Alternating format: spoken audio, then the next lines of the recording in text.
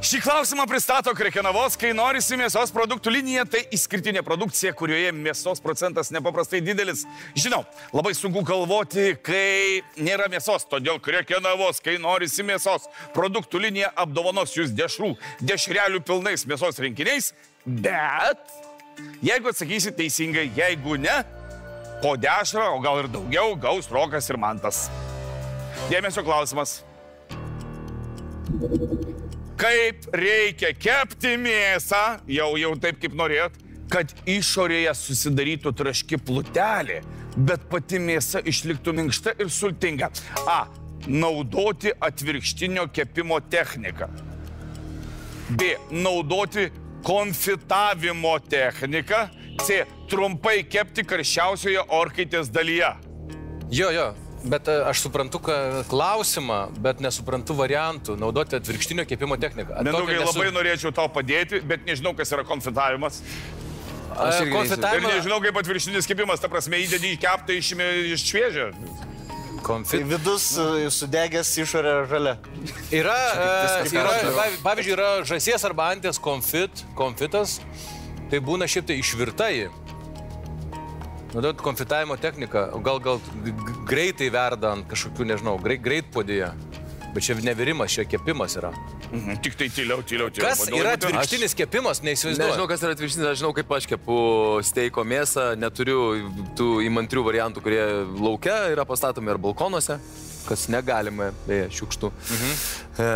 Bet kai aš kepu mėsą keptuvėje, kas irgi yra manoma. Man ką tikėjausi paaiškino, kas yra atvirkštinė kepimo technika. Taip. Tai yra, kada pradedi kepti žemoje temperatūroje ir paskui kažkiek laiko vis didini temperatūrą, o ne atvirkščiai. Ne, mėsą gerai iškepti, kad mėsa gerai iškeptų, reikia gerai įkaitinti keptuvę ir kepti pakankamai trumpai vieną pusę, keičiant pusės kas minutėlę, arba jeigu mes kalbam apie steiką, pavyzdžiui, apie tokią mėsą. Sutinku. Tai ant labai aukštos temperatūros įkaitintos keptuvės, šiek tiek sviestuko, šiek tiek aliejaus ir trumpai po kelias minutės, po 3-4 minutės kiekvieną pusę. Orkaitėj. Ne orkaitėj. Tai va, o tai kuris čia? Žiūrėkit, čia yra toks bairis. Jeigu mes kepame, tarkime, čia orkaitėj. Išpjovą, tai Vaidas yra visiškai teisus. Atsijam. Ar keptuvėje, ar ant grotelių, tu prasme. Tada Vaidas teisus. Jo, 3 minutės, būna ten 2 ir dar kažką. Yra kepsnių, kaip, pavyzdžiui, tu kepi ribajų arba tomahauką, didelį gabalą, iš pradžių būna tu... Aš noriu, aš irgi dabar klausiausi ir pradedu jo nemėgti. Kadangi yra storas, tai iš pradžių netgi būna folijoje, jį kaip ir sušildo, ta prasme, normaliai, pakaitina ir tada išmeta ir ant ugnies. Einam steiku.